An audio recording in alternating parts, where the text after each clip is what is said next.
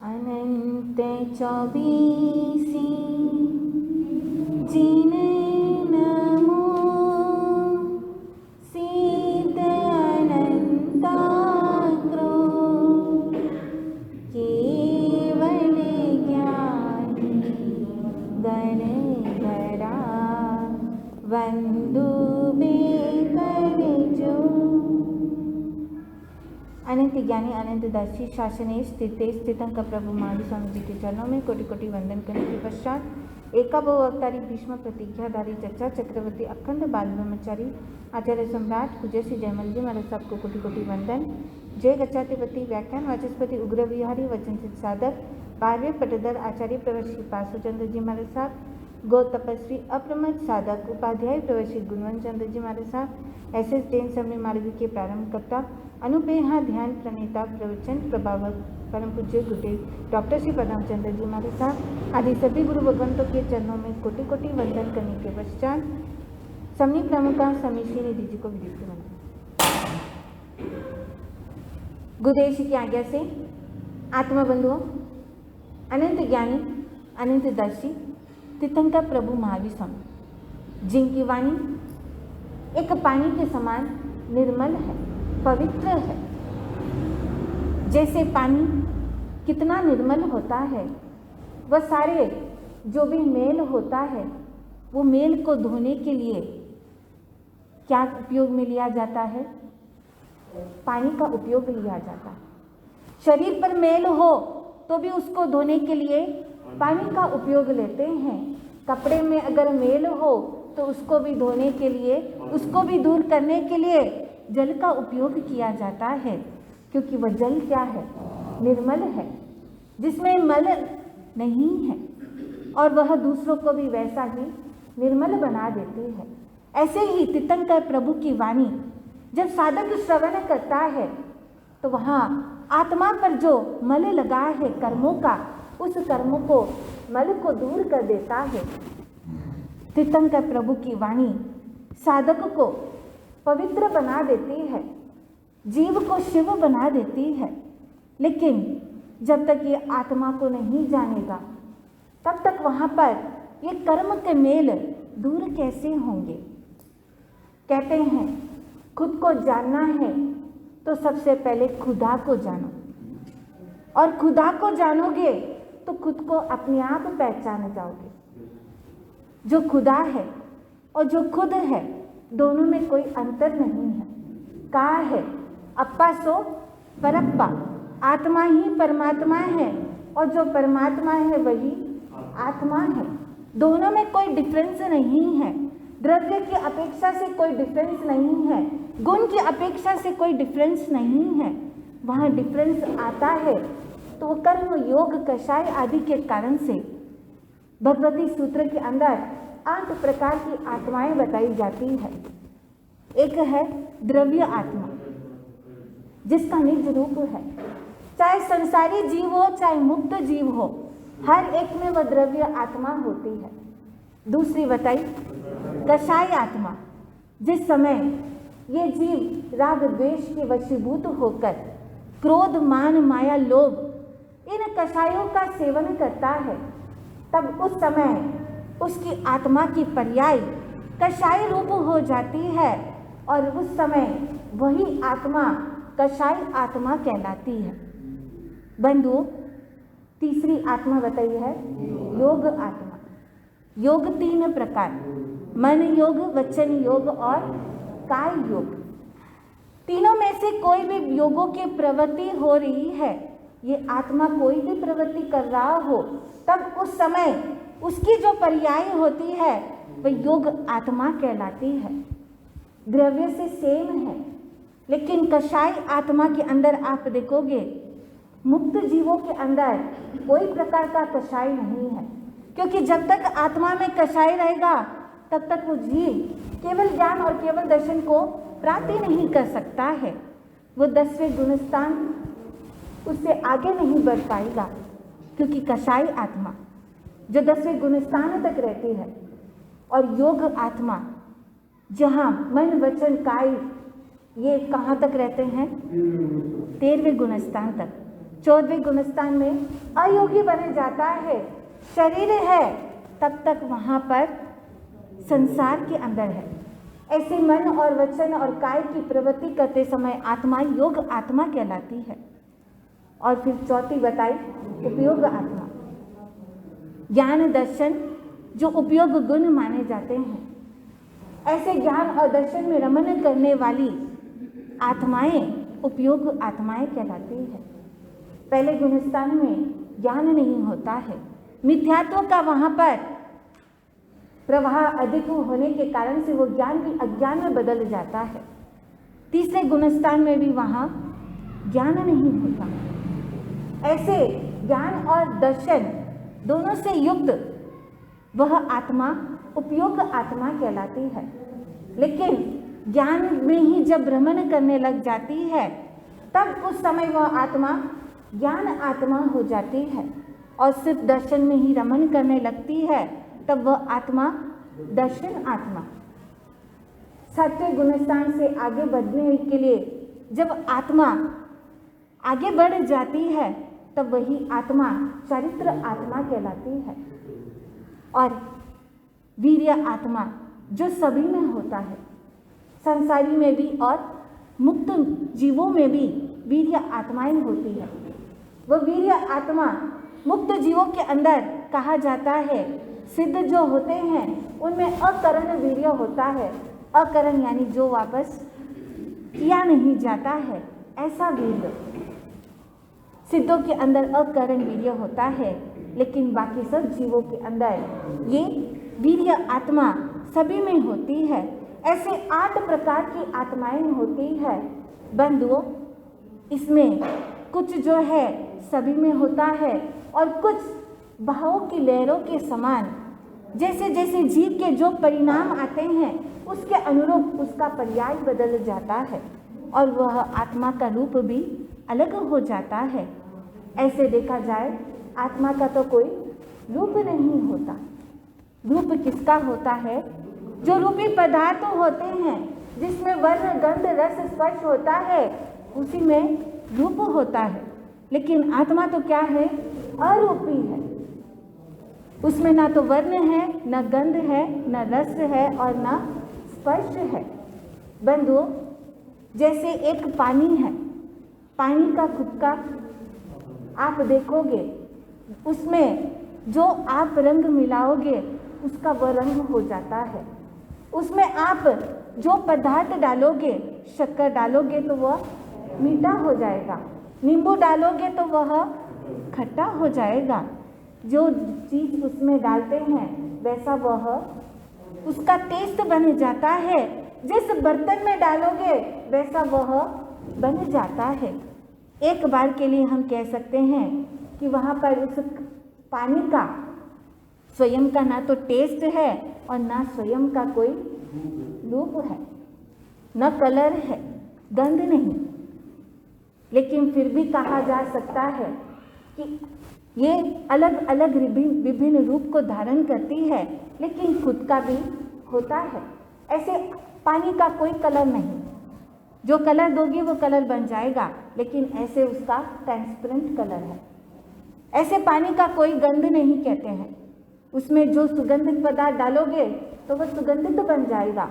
बदबूदार पानी अगर रहेगा तो उसमें से दुर्गंध आ जाएगा, लेकिन गंध उसमें पानी में ऐसे कहते हैं नहीं है और ऐसे होता भी है।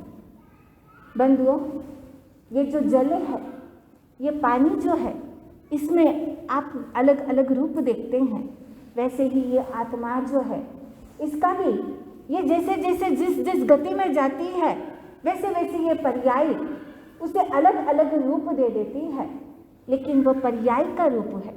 लेकिन आत्मा का जो स्वरूप है वह सभी के जीवों के अंदर एक समान है। लेकिन यह आत्मा कभी अंदर और कभी बाहर होती ही जाती है। एक हवा की झोंक जब अंदर की तरफ होता है तो बाहर के पदार्थ क्या होते हैं? भीतर आ जाते हैं। लेकिन वही हवा का प्रवाह अंदर से बाहर की तरफ हो तो क्या होता है? अंदर की सारी चीज बाहर चली जाती है। बहुत तेज तूफान है, उस तूफान के साथ में मिट्टी आ रही है। घर के द्वार अगर खुले हैं तो वो मिट्टी भीतर आ जाएगी। ये आत्मा भी उस हवा की भांति कभी बाहर और कभी भीतर जा रही है। बाहर जाती है तब यही आत्मा बाहिर आत्मा हो जाती है, और जब भीतर जाती है तो यही आत्मा अंतर आत्मा हो जाती है, और जब इन दोनों से ऊपर उठ जाती है तो यही आत्मा परमात्मा हो जाती है। बाहिर आत्मा जो बाहर की तरफ खींचता है। आपने कई बार डोर पर देखा होगा, एक जगह लिखा हुआ होता है पुल और दूसरी जगह लिखा होता है पुश। पुल जो होता है वो क्या होता है, आप क्या करते हैं, उसमें खींचते हैं, बाहर की तरफ उसको खींचते हैं। और पुश जो होता है वो क्या होता है, अंदर की तरफ उसको धकेलते हैं। बाहर की तरफ तो खींचा जाता है लेकिन अंदर की तरफ धकेला जाता है। ऐसे ही इस जीव के साथ में भी वैसा ही होता है। बाहर की तरफ तो उसको पुल किया जाता है। हर एक प्राणी एक दूसरे को आगे बढ़ने नहीं देते हैं। आगे बढ़ने वाला होता है तभी उसको पुल कर देते हैं, उसको रोक देते हैं। जैसे एक एग्जीबिशन लगा था, जिस एग्जीबिशन में तरह तरह की चीज़ें रखी हुई थी। वहाँ पर अलग अलग जानवर भी थे। उसमें एक ऐसा था जहाँ पर एक शीशी के अंदर मेंढक रखा हुआ था। एक नहीं अनेक मेंढक थे, पर उस शीशी के ऊपर ढक्कन नहीं था। एक विदेशी जिसने यह दृश्य देखा, दृश्य देखकर उससे कहा, इसके ऊपर ढक्कन लगाओ वरना ये मेंढक बाहर आ जाएंगे। तब उस समय उस व्यक्ति ने कहा, आप डरिए मत, ये मेंढक बाहर नहीं आएंगे, क्योंकि एक मेंढक ऊपर चढ़ता है तो दूसरा मेंढक उसको नीचे की तरफ खींच लेता है, उसे रोक देता है, तो वो ऊपर जा ही नहीं सकता, तो वो बाहर आएगा कैसे। ऐसे ही जब आत्मा आगे बढ़ने लगती है तब कोई न कोई संसारी जीव अपने राग के अंदर उसे खींचने की कोशिश करते हैं और वहाँ पर खींचकर उसे अपनी तरफ आकर्षित करने की कोशिश करते हैं और वहाँ आगे नहीं बढ़ पाते हैं। इसलिए बाहर की तरफ क्या होता है, पुल होता है, लेकिन अगर भीतर में जाना है तो क्या करना पड़ता है, पुश करना पड़ता है। भीतर में जाने के लिए, स्व की और रमण करने के लिए इस आत्मा को पुश करना पड़ता है, और वो पुश करते हैं। जिन वाणी बंधुओं कहा गया है, मैं भीतर गया, यानी मैं भीतर गया। जो भीतर की तरफ जाता है तो वह तर जाता है, लेकिन वो भीतर की तरफ जा ही नहीं पाता है, क्योंकि वो बाहर आत्मा के अंदर इतना उलझ जाता है कि वो खुद को ही भूल जाता है। जैसे 7 मित्र थे। एक बार 7 मित्रों ने सोचा, क्यों ना हम घूमने के लिए जाए। कई बार मित्र जन होते हैं तो वो आपस में मनोरंजन के लिए स्थान स्थान परिभ्रमण करने के लिए जाते हैं। 7 मित्र जाते हैं बीच, और उस बीच में समुद्र के किनारे वहाँ पर खेलते हैं। उसके पूर्व 7 मित्रों की माताएं उन अन्य मित्रों से कहने लगी, देखो मैं इसे भेज रही हूँ, लेकिन वापस उसे सही सलामत यहाँ पर छोड़ देना। जाने से पहले वो अपनी गिनती करते हैं। सबको अपना अपना नंबर दिया हुआ रहता है, 1 2 3 4 5 6 और 7। जब बीच पहुँचे, बीच में पहुँचने के बाद वापस गिनती करते हैं तो वहाँ पर सबने अपना नंबर बोल दिया, 7 नंबर आ गए। अब थोड़ी देर के बाद जब वे एक दूसरे के साथ खेल ही रहे थे, साथ में पानी के साथ भी खेलते थे। वहाँ पर कोई समुद्र में तैरने के लिए चला जाता है तो कोई समुद्र के वहीं पानी में खड़ा रहता है। इधर उधर हो गए थे। अब घर जाने की बात हुई, घर लौटना था, वापस समय हो गया था, सबको वापस अपने अपने घर जाना था, तो वापस एकत्रित होते हैं। तब एक व्यक्ति जिसको ये जिम्मेदारी दी थी उसको कहा गया कि तुम वापस सबको बरोबर लेके आना। उसने सोचा अभी मैं गिनती कर लूँ। बंधुओं, गिनती में तो 7 ही थे। ऐसे ज़्यादा नंबर होते हैं तब मन में डर रहता है कि कहीं कोई खो न जाए, लेकिन फिर भी उनके माता पिता ने कहा, इसलिए वो ध्यान रखकर वो गिनती करता है। 1 2 3 4 5 6 गिनती किया तो 6 ही है, 7वां कहाँ चला गया। मन में डर आ गया, कहीं वो समुद्र में तो नहीं बह गया। फिर से एक बार गिनती करता है, 1 2 3 4 5 6, फिर भी 6 नंबर ही आया। उसको थोड़ा सा डाउट आया, दूसरे मित्र से कहा, एक बार तू गिनती करके देख ले। और वह भी गिनती प्रारंभ करता है। वह गिनती करता है तो वो भी 1 2 3 4 5 6 आ रहा है, 7वां कहाँ चला गया पता नहीं। एक मित्र ने किया, दूसरे मित्र ने भी गिनती की, तीसरे ने भी गिनती की, ऐसे सभी जनों ने गिनती की। तो सभी ने गिनती की तो काउंट कितना आया, 6 तक ही आया, 7वां नंबर आया ही नहीं। वहीं पर एक दूसरा पुरुष जो इनकी बातों को सुन रहा था और उनको उथल पुथल करते हुए जब देखा तो वो पुरुष उनके पास में आता है और वह उनसे कहता है, क्या बात है। तब वह कहता है, हम आए थे तब 7 थे, अभी हम 6 ही हैं। वो पुरुष तो देख रहा है, मुझे तो 7 दिखाई दे रहे हैं, इनको क्यों 6 ही दिखाई दे रहा है।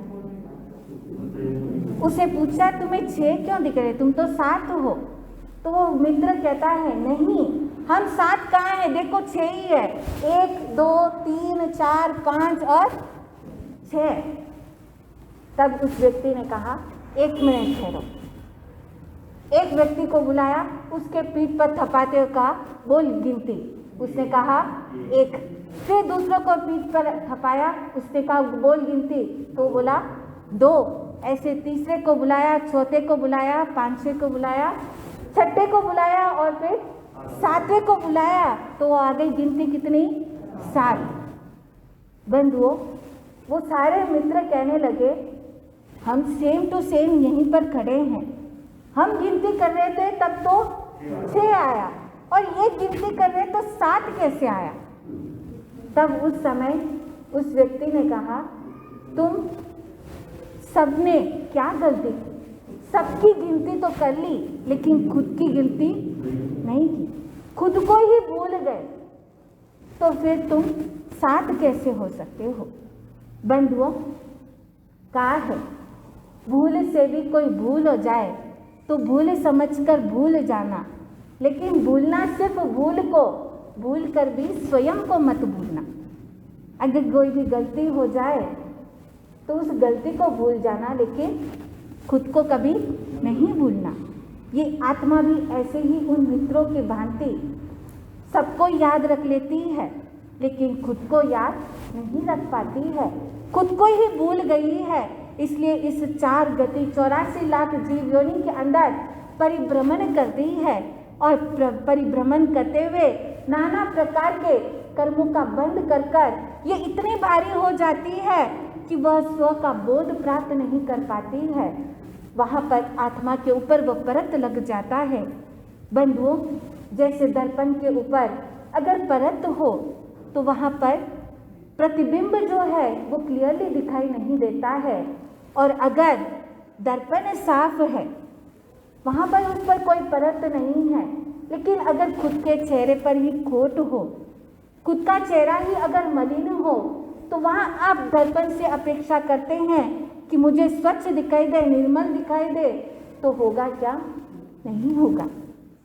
इसलिए कवि ने कहा है, भोला आत्मा ने दाग लगाई जे मती, भोला आत्मा ने दाग लगाई जे मती, उजली ने मेली बनाई जे मती, उजली ने मेली बनाई जे मती, भोला आत्मा ने दाग लगाई जे मती, आत्मा थारी असली सोनो, आत्मा थारी असली सोनो, सोनो में खोट मिलाई जे मती, सोनो में खोट मिलाई जे मती, भोला आत्मा ने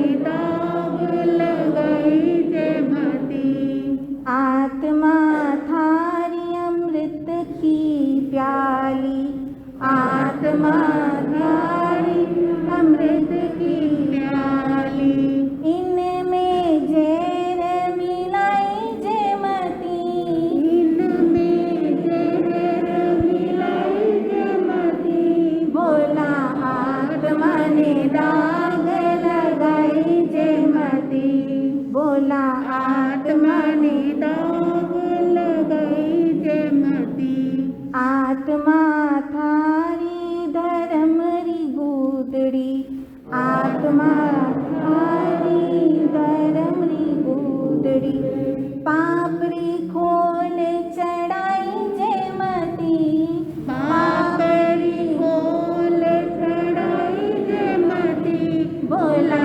आत्मा ने दाग लगाई जे मती, भोला आत्मा ने दाग लगाई जे मती, आत्मा थारी ज्ञान री दिवाली, आत्मा थारी ज्ञान री दिवाली, फूंक मार इन जे बुझाई जे मती, फूंक मार इन जे बुझाई जे मती, भोला आत्मा ने दाग लगाई जे मती, भोला आत्मा ने दाग लगाई जे मती, आत्मा थारी मुक्ति री पावड़ी, आत्मा थारी मुक्ति री पावड़ी, चढ़ जाओ फिर पीछा आई जो मती, चढ़ जाओ फिर पीछा आई जो मती, भोला आत्मा रे दाग लगाई जे मती, भोला आत्मा रे दाग लगाई जे मती, आत्मा थारी अजर अमर रे, आत्मा थारी अजर अमर रे, झूठे जग में लुभाई जे मती, झूठे जग में लुभाई जे मती, भोला आत्मा रे दाग लगाई जे मती, भोला आत्मा रे दाग लगाई जे मती। आत्मबंधुओं, कवि ने यही बात कहा है कि भोला आत्मा रे दाग लगाई जे मती। अगर दाग लगा दोगे तो वहाँ पर खुद को पहचान नहीं पाओगे। जैसे कीचड़ में व्यक्ति गिर जाता है तो वो उसका असली रूप देख नहीं पाता है, ठीक इसी तरह से अगर आत्मा में दाग लग गया तो वहाँ पर खुद को पहचान नहीं पाओगे। बंधुओं, राय पसेनी सूत्र के अंदर जो केशी श्रमण थे, ऐसे जो श्रमण होते हैं, निग्रंथ होते हैं, वो संसार के भव्य प्राणी के उस मेल को दूर करने वाले होते हैं। भव्य प्राणी के ऊपर जो कर्म का मेल है, जो अज्ञान रूपी मेल है, वो दूर करते हैं। और राजा प्रदेश के मन में जो अनेक प्रकार की जिज्ञासा थी, जो आत्मा के ऊपर जो मलिनता थी अज्ञान रूपी, उसको दूर कर रहे हैं। केशी श्रमण अपने ज्ञान के सूर्य से, जिस समय राजा प्रदेशी ने कहा कि आप कहते हैं कि आत्मा और शरीर अलग अलग है, जब ये आत्मा इस शरीर को छोड़ती है तो वह दूसरी गति में जाती है और धर्म करने वाला देव गति को प्राप्त करता है। मेरी आत्मा जो धर्म भी कर रही है, कर्म भी कर रही है, उसी के अनुसार उसे गति मिल रही है। मेरी दादी जो थी वह बहुत ही धार्मिक थी, आपके अनुसार वह देव गति में गई होगी, लेकिन अगर ऐसा कुछ होता, वो मुझसे इतना प्यार करती थी, वो आकर मुझे कभी क्यों ये बात नहीं कही कि तू भी धर्म कर ले, ऐसी हिंसा आदि पाप मत कर, तू ऐसा पाप करेगा तो तेरी गति बिगड़ेगी, धर्म करेगा तो मेरे जैसी देव गति मिलेगी। वो आई नहीं, इसलिए ऐसा कुछ होता नहीं। बंधुओं, केशी श्रमण ने उदाहरण देते हुए कहा, अगर तुम स्नान करके अच्छी तरह से स्वच्छ होकर अलंकृत होकर तैयार हो जाते हो पूजा गृह में पूजा करने के लिए जाने के लिए, और उस समय अगर तुम्हें कोई व्यक्ति आकर कहे कि तुम आओ यहाँ पर शौचालय के अंदर, यहाँ बैठो, यहाँ पर खड़े रहो, यहाँ पर लेटो, क्या तुम उस समय वहाँ पर जाओगे? राजा प्रदेशी ने कहा, नहीं जाऊँगा। जब तुम ये अपेक्षा रखते हो कि यहाँ पर स्नान करके यहाँ पर पूजा गृह में जाने के बाद वहाँ नहीं जाना चाहते हो, क्यों पूछा तो बोला राजा प्रदेशी ने, क्योंकि वो स्थान अपवित्र है। अभी मैं स्वच्छ होकर आया हूँ, अब मैं वो अपवित्र स्थान में क्यों जाऊँ, वहाँ जाकर कौन लेटेगा? बंधुओं, केशी श्रमण ने यही बात कही। जो देव गति के उत्पन्न होते हैं, तत्काल उत्पन्न होने वाले वो देवों के अंदर भी यह अभिलाषा रहती है कि मैं यहाँ मनुष्य लोक में जाऊं, लेकिन वो जाना चाहते हैं फिर भी जा नहीं पाते हैं। 4 कारण बताया गया है।